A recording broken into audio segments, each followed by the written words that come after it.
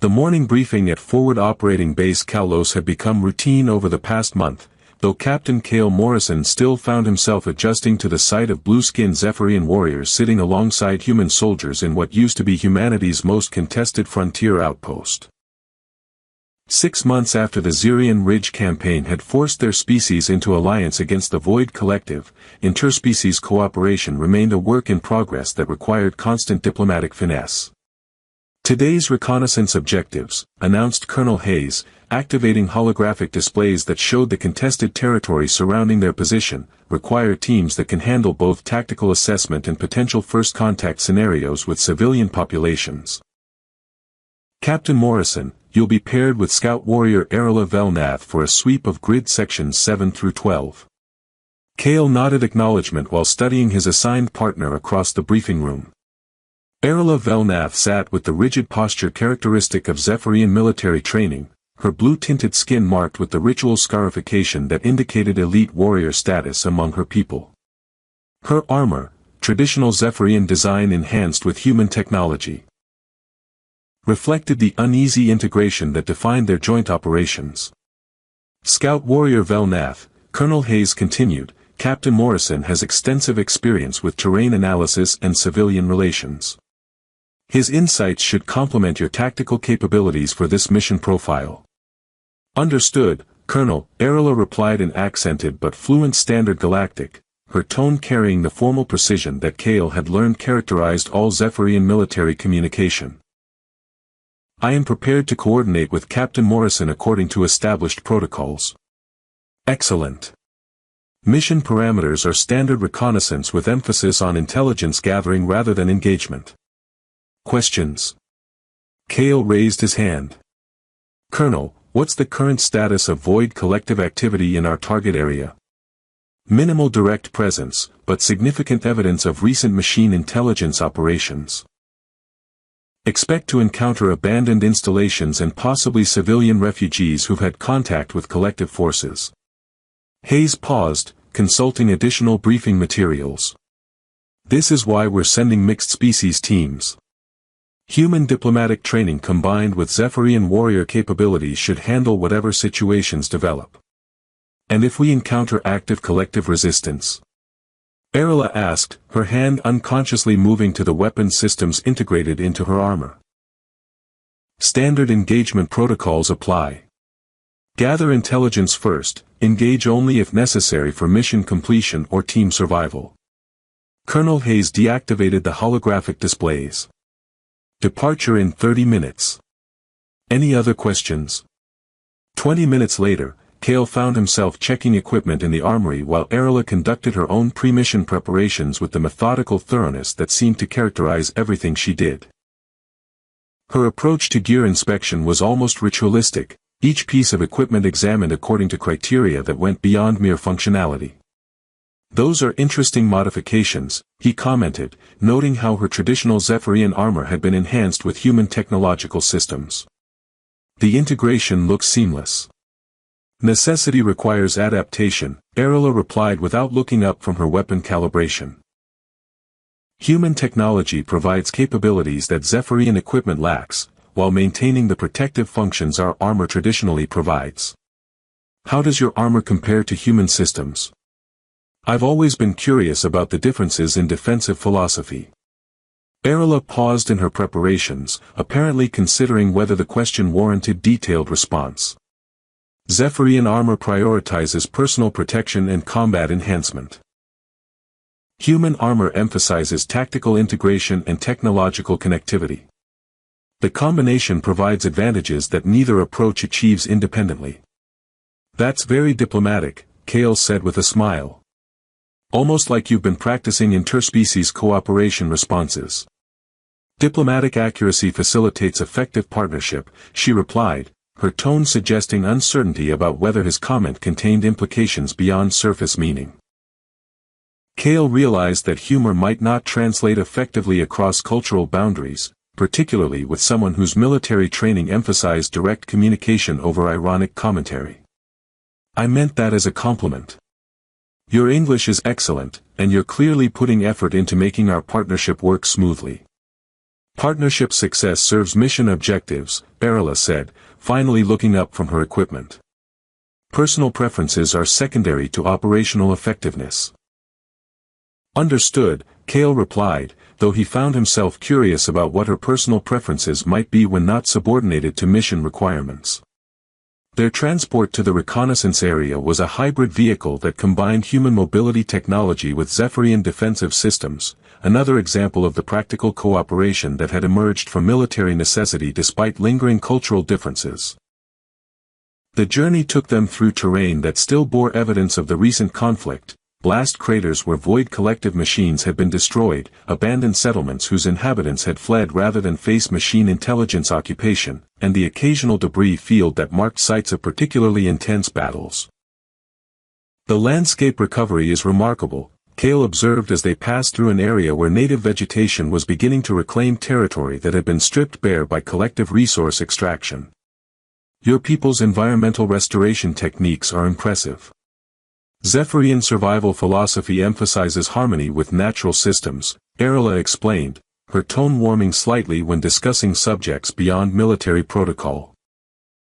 Destructive warfare against natural environment creates long-term disadvantages that outweigh short-term tactical benefits.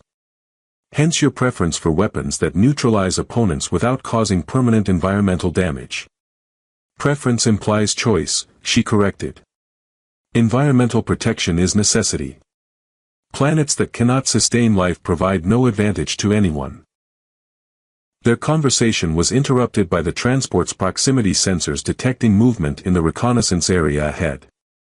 Through the forward display, they could see evidence of recent collective activity, geometric structures that served no apparent purpose except to demonstrate machine intelligence presence, and energy signatures that suggested automated systems continuing to operate despite the absence of their creators. Standard approach, Kale said, reviewing tactical protocols for investigating potentially hostile areas. Observe from distance, identify patterns, minimize exposure until we understand what we're dealing with.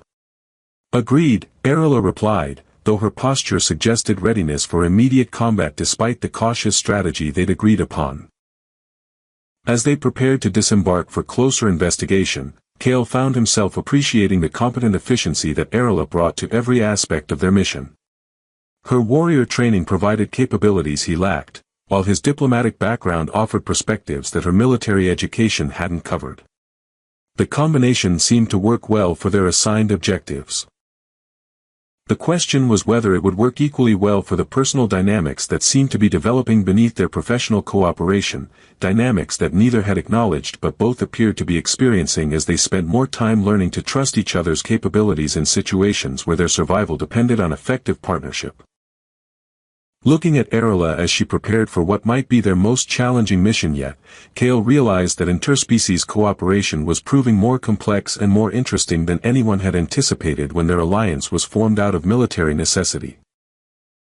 Whether that complexity would prove to be an asset or a complication remained to be determined through field experience that would test both their professional partnership and their ability to understand each other across the significant cultural differences that separated their species. 3 weeks of successful joint missions had taught Kale that Arila's warrior training extended far beyond combat techniques to include tactical analysis, environmental adaptation, and a systematic approach to problem-solving that complemented his more improvisational methods. As they established their observation post overlooking a valley that showed extensive evidence of void collective occupation, he found himself appreciating the efficiency of their partnership in ways that went beyond mere professional cooperation. Structural analysis indicates recent abandonment, Arila reported, studying the geometric installations through enhanced optical equipment. Energy signatures suggest automated systems maintaining basic functions, but no indication of active machine intelligence presence. Which could mean they've moved on to other objectives, or they're deliberately maintaining a minimal presence to avoid detection, Kale replied, consulting readings from human sensor technology that provided different analytical perspectives. My equipment shows residual electromagnetic activity consistent with ongoing surveillance operations. Surveillance of what target? Unknown. But the patterns suggest monitoring rather than resource extraction or construction activity. Kale adjusted his scanners to focus on areas that showed the most unusual energy readings. Whatever they're watching, it's important enough to justify maintaining automated systems after withdrawing their primary forces. Their investigation required careful coordination as they moved through terrain that offered minimal cover while providing optimal observation points for the abandoned collective installations. Arila's training in stealth movement combined with Kale's knowledge of sensor avoidance created approaches that neither could have achieved independently. Your diplomatic background includes intelligence-gathering techniques, Arila observed during a brief rest while they analyzed collected data. Diplomats need to understand situations before they can negotiate effectively, Kale replied. Though I admit, most of my previous experience involved considerably less risk of automated weapons systems. And your transition from diplomatic service to military operations? The question carried personal implications that went beyond casual conversation. Kale considered how much detail to share about decisions that had reshaped his career and life philosophy. The Void collective crisis made traditional diplomacy inadequate, he said finally. When machine intelligence threatens the existence of multiple species, negotiation becomes less relevant than survival. I chose to develop skills that would be more useful under current circumstances. Professional adaptation, Arila said with what might have been approval. Circumstances require capabilities.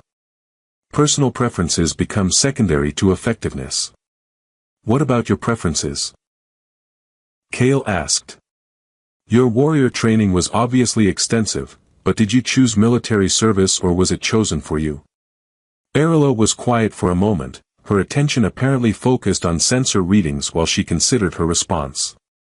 Zephyrian society provides opportunities for individuals whose capabilities align with cultural needs, she said carefully. My physical and mental characteristics suited warrior training. The choice was logical rather than preferential. But did you want to become a warrior? Want is human concept, she replied, though her tone suggested the distinction was more complex than her words indicated. Zephyrians focus on suitability and effectiveness rather than personal desire. That sounds like a very controlled way to live. Control provides stability. Stability enables achievement. Achievement serves society. Arila's response carried the precision of concepts learned through extensive training. Personal desires that conflict with social needs create inefficiency. Kale found himself curious about what personal desires she might be suppressing in favor of social efficiency, but recognized that direct inquiry would probably violate whatever cultural boundaries govern such discussions. Their investigation of the collective installations revealed evidence of sophisticated monitoring systems focused on something beyond their immediate scanning range. Following the surveillance patterns led them deeper into territory that required multi-day reconnaissance, forcing them to establish temporary camps that provided more opportunities for personal conversation than their previous missions had allowed. Human military service differs significantly from Zephyrian approaches, Arila observed during their second evening in the field, as they shared rations around a carefully shielded heating unit. How so? Human soldiers appear to maintain individual identity within military structure. Zephyrian warriors integrate individual capabilities into collective effectiveness. She paused, apparently considering how to explain concepts that didn't translate easily between cultures. Your military preserves personal characteristics that Zephyrian training subsumes into warrior identity. You're saying we stay more ourselves while serving, while you become something different? Not different. Enhanced. Individual capabilities focused through training that eliminates inefficient personal variations. Arila's expression suggested she was working through ideas that she'd never had to articulate before. Though interaction with humans suggests that some personal variations provide tactical advantages. Such as humor, she said, her tone carrying surprise at her own observation. Human use of humor appears to reduce stress, improve morale, and facilitate problem-solving through approaches that Zephyrian training discourages. We do tend to joke about serious situations, Kale agreed. Though I'm not sure it's always helpful for tactical effectiveness. Perhaps effectiveness includes factors that Zephyrian military doctrine does not adequately measure, Arila said thoughtfully. Their conversation was interrupted by proximity alerts from their perimeter sensors, indicating movement that required immediate tactical response. Working together with practiced efficiency, they identified and neutralized an automated collective patrol that had been drawn by their presence, though the engagement confirmed that their reconnaissance was taking them into more dangerous territory. These encounters are becoming more frequent, Kale observed as they reviewed after-action data. Either we're getting closer to something important, or our presence is triggering automated response escalation. Both possibilities require continued investigation, Arila replied, though her tone suggested growing concern about their tactical situation. Mission objectives include determining collective interests in this area. Even if that determination involves considerably more risk than initially anticipated. Risk assessment is a continuous process. Current risk levels remain within acceptable parameters for information gathering objectives. Arila paused, studying Kale's expression with attention that seemed to go beyond professional evaluation. Unless human risk tolerance differs significantly from mission planning assumptions. Human risk tolerance is fine, Kale said with a smile that he hoped conveyed confidence rather than bravado. Though I appreciate your concern for my welfare. Partnership effectiveness requires maintaining capability of both participants, she replied, though something in her tone suggested that her concern might extend beyond mere tactical considerations. As they prepared their equipment for the next day's investigation, Kale found himself wondering whether Arila's references to partnership effectiveness concealed personal investment in his survival that went beyond professional cooperation. Her warrior training emphasized collective objectives over individual preferences, but their extended time together had revealed glimpses of the person beneath the military conditioning. The question was whether those glimpses represented genuine personal interest or simply the natural result of effective teamwork between individuals whose capabilities complemented each other in ways that enhanced mission success. Watching Arila conduct her evening equipment maintenance with the same methodical precision she applied to everything else, Kale realized that understanding her personal feelings would require patience and careful observation rather than direct inquiry. Zephyrian culture might discourage emotional expression that could compromise military effectiveness, but spending weeks together in dangerous territory was creating intimacy that neither military protocol nor cultural conditioning seemed entirely able to suppress. Whether that intimacy represented friendship, professional respect, or something deeper remained to be determined through continued cooperation that was testing both their tactical capabilities and their ability to understand each other across cultural differences that made some forms of communication more complex than others. The mission that changed everything began as routine reconnaissance but escalated rapidly when their investigation of the Void collective monitoring systems triggered automated defense protocols that cut off their planned extraction route. Trapped in hostile territory with compromised communication equipment and collective hunter-killer units converging on their position, Kale and Arila faced the kind of survival situation that stripped away professional protocols and revealed who they truly were beneath their military roles. Communication array is completely disabled, Kale reported after completing his diagnostic of their damaged equipment. Whatever that electromagnetic pulse was, it's fried everything except basic life support systems. Extraction coordinates are compromised, Arila added, studying tactical displays that showed collective units moving to surround their position. Alternative extraction requires reaching rally point Delta 7 within 72 hours, assuming rescue operations can locate us without communication contact. 72 hours of avoiding automated hunter-killers while covering 60 kilometers of hostile terrain, Kale summarized grimly. That's going to require perfect coordination and considerable luck. Luck is random variable. Coordination is trained capability, Arila replied, though her tone suggested she understood the magnitude of their tactical challenge. Survival probability increases through systematic application of available resources. Their escape route took them through territory that offered minimal cover and maximal opportunity for detection by collective surveillance systems. Moving during daylight required carefully planned advances between concealment points, while traveling at night meant navigating by instruments that might attract the attention of automated sentries programmed to detect exactly such activities. Human night vision capabilities are limited, Erla observed during their first evening of tactical movement, noting how Kale struggled with terrain that her enhanced visual systems could navigate easily. Limited but adaptable, Kale replied, using techniques he'd learned during diplomatic assignments that required movement through unfamiliar environments. Though I admit your people's sensory advantages are impressive under these circumstances. Zephyrian evolution occurred on worlds with variable lighting conditions. Enhanced visual spectrum sensitivity provides tactical advantages in diverse environments. She paused, apparently considering something. Physical contact would allow me to guide your movement more efficiently. The suggestion carried implications beyond mere tactical assistance. Physical contact between species required trust levels that went beyond professional cooperation, particularly when such contact involved extended periods of intimate proximity. That's very practical, Kale said, accepting her hand with awareness that the gesture represented more than navigation assistance. Though I should warn you that humans aren't always comfortable with extended physical contact from operational partners. Discomfort compromises efficiency, Erla replied, though her grip on his hand suggested she was experiencing her own form of discomfort with the intimacy their situation required. Mission success requires optimal utilization of available capabilities.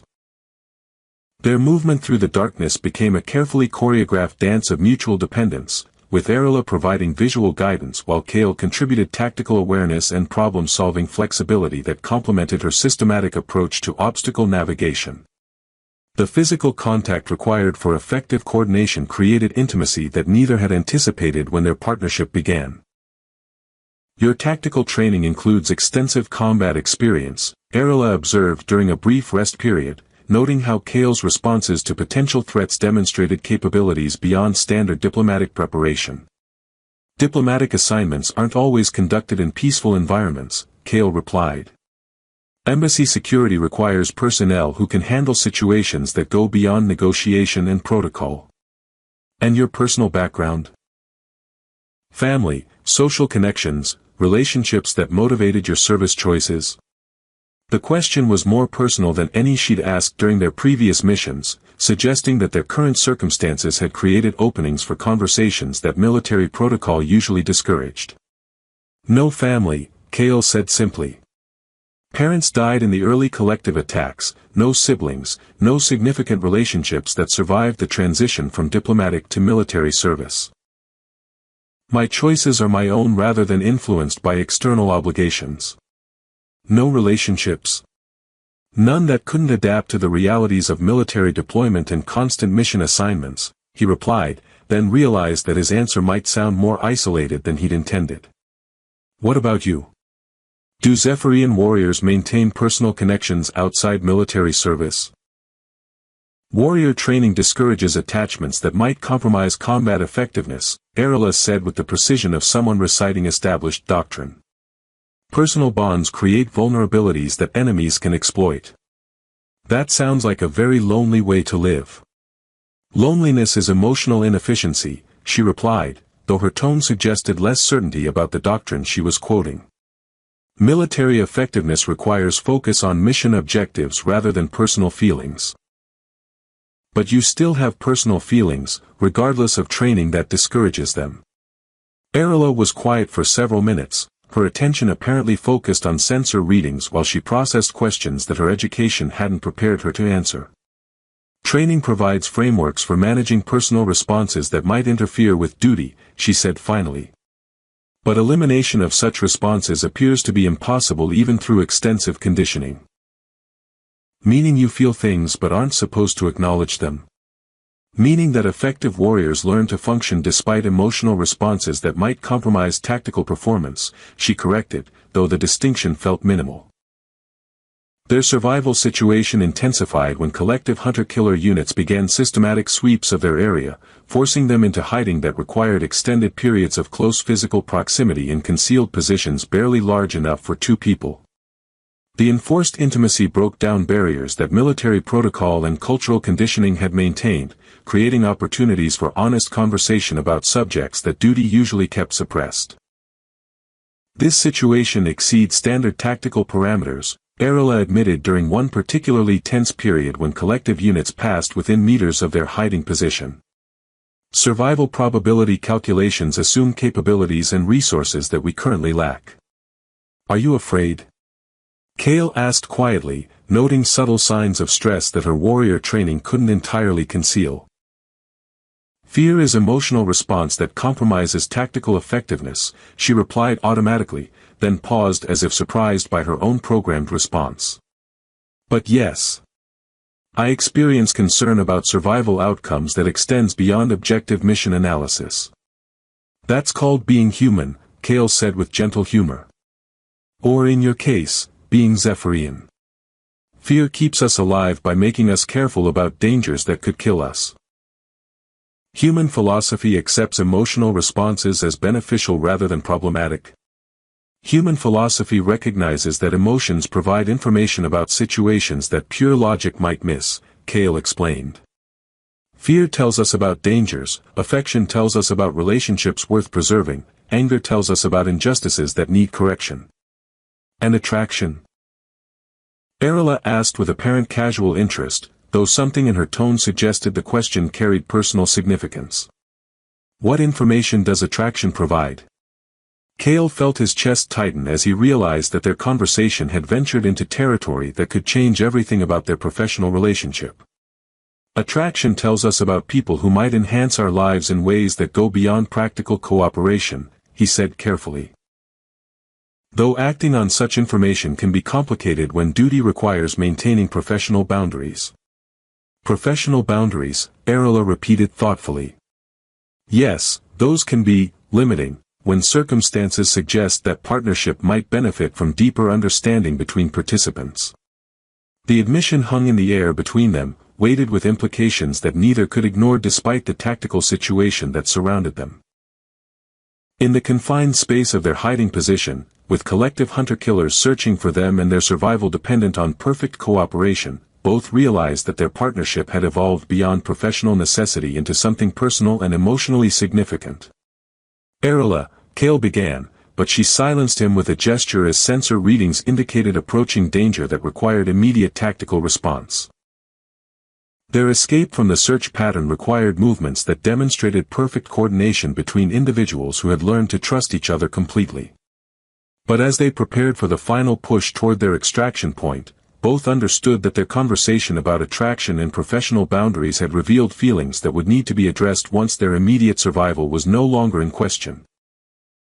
Whether those feelings represented opportunities or complications for their continued partnership remained to be determined when they reached safety and could finally acknowledge what had developed between them during their most dangerous mission yet.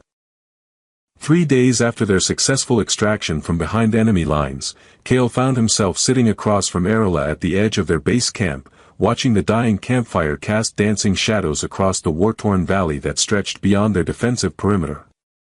The mission debriefing had been completed, their tactical reports filed, and their equipment serviced for the next assignment, but neither had addressed the personal revelations that had emerged during their survival ordeal. The intelligence we gathered will significantly improve tactical planning for future operations in that sector, Arila said, her tone maintaining the professional distance that had characterized their interactions since returning to base.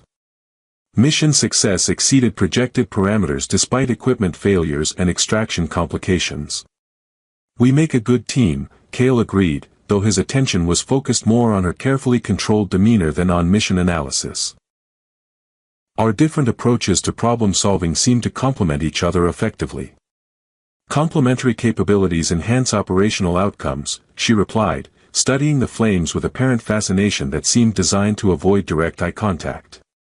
The conversation felt stilted after the intimate honesty they'd shared while hiding from collective hunter-killers, as if returning to base had restored barriers that extreme circumstances had temporarily dissolved. Kale found himself missing the openness that had developed between them when their survival depended on complete trust and mutual support. Arila, he said quietly, we need to talk about what happened out there. Not the tactical aspects, the personal ones.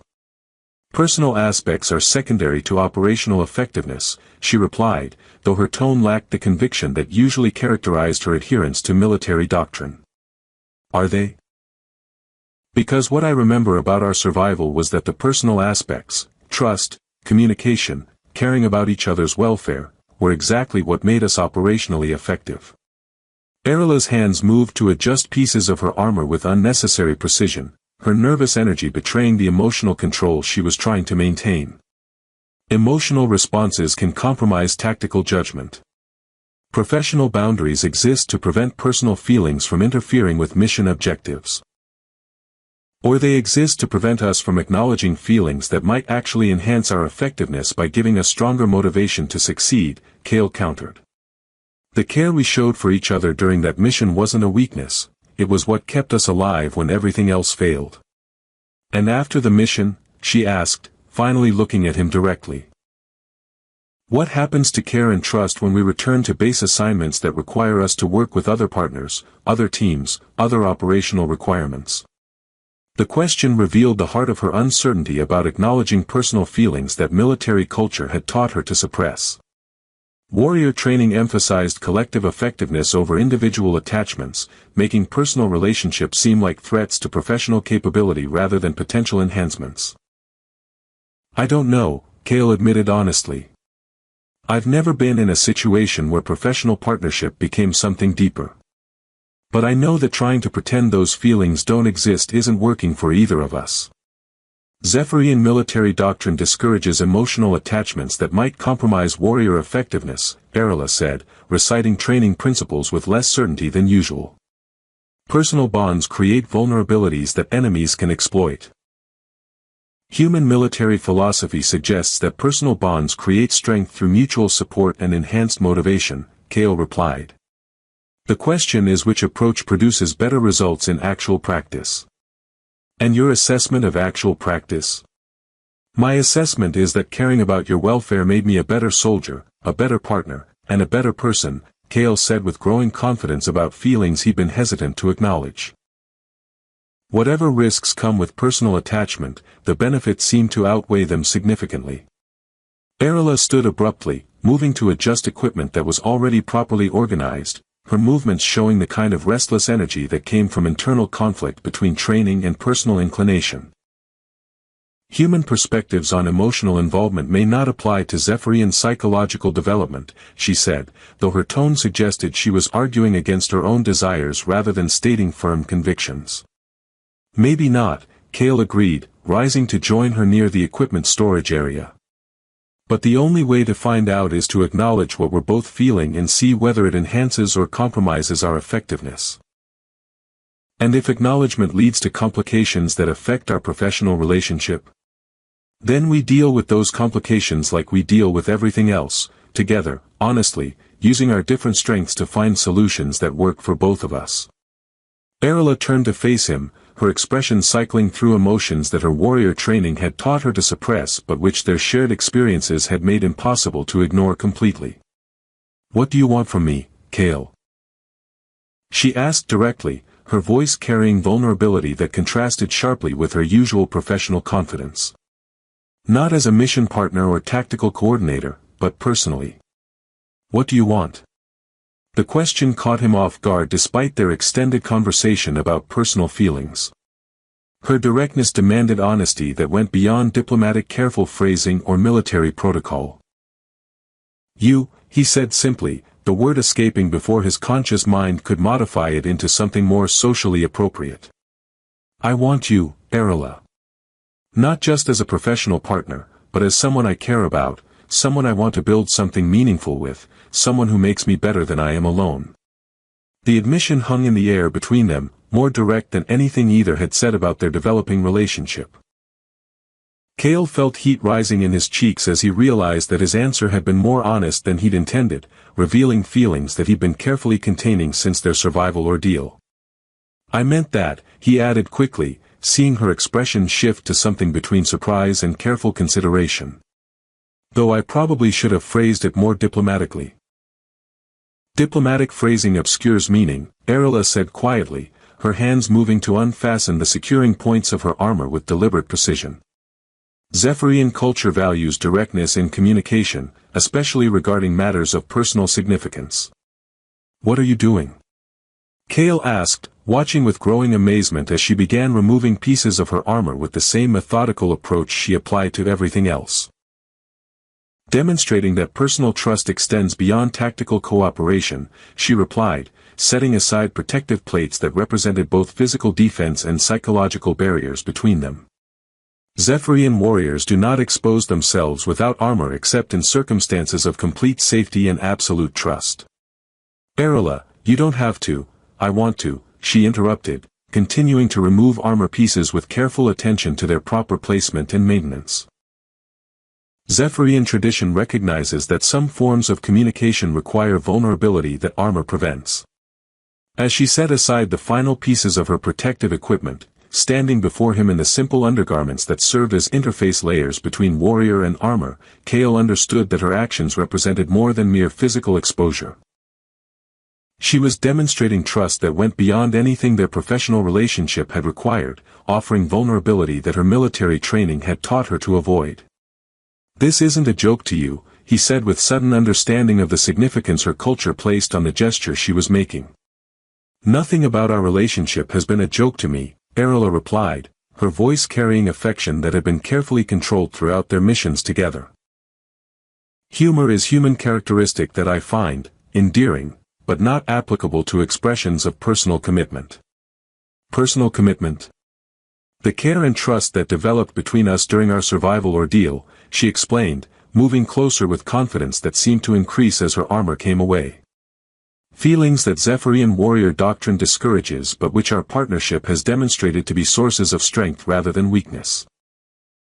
Kale reached for her hands, marveling at how her alien features seemed both exotic and familiar, how her blue-tinted skin felt warm and soft despite her warrior conditioning, how her expression showed vulnerability that made her seem more beautiful than any amount of armor and weapons ever could.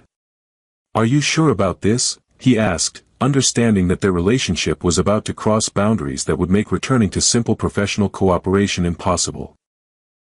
"I have never been more certain about anything," Arilla replied, her voice carrying determination that matched the courage she'd shown during their most dangerous missions.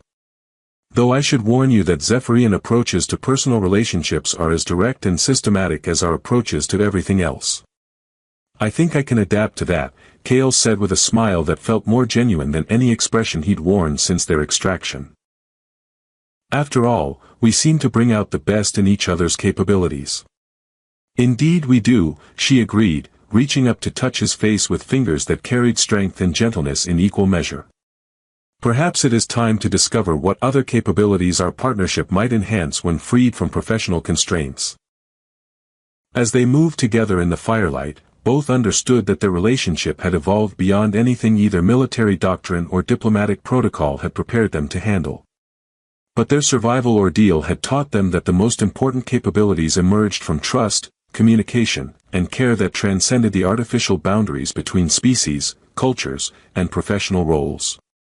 The warrior who had removed her armor hadn't just exposed herself physically. She had revealed trust that made everything else possible. And the human who had asked for her with unintended honesty had discovered that the most important victories were won not through force or strategy, but through the courage to be vulnerable with someone whose strength enhanced rather than threatened your own. In the glow of the dying campfire, surrounded by the evidence of war but focused entirely on each other, both realized that their greatest mission success hadn't been gathering intelligence about enemy installations, it had been discovering that love could bridge any gap between worlds, species, and hearts that were brave enough to remove the armor that kept them apart.